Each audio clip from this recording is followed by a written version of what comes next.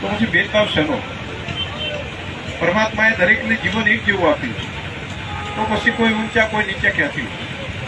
અને આ જ્યારે સંતો કહેતા થાય, આ તો બહુ મોટી વાત.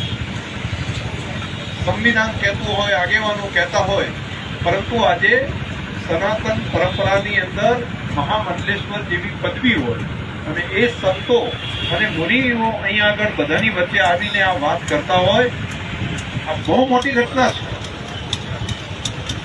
અને આ એક એવો રસ્તો છે કે બધાને એક કરવા માટેનો રસ્તો.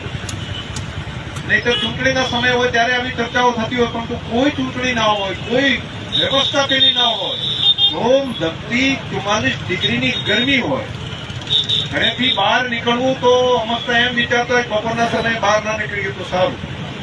એવા સમયે સંતો યાત્રા કાઢીને સમરસતાની વાત કરે તો આ ખૂબ પ્રેરણારૂપ કામ છે.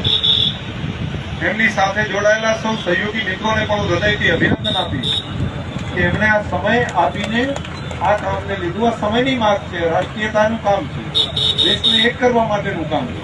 અને જે કંઈ વર્ષોથી જે પીડિત રહ્યા છે, વર્ષોથી જેમનું શોષણ થયું છે, એમને સમરસ ભાવ સાથે એક કરવાનું કામ જો કરાતું હોય તો આ સમય યોગ્ય સમય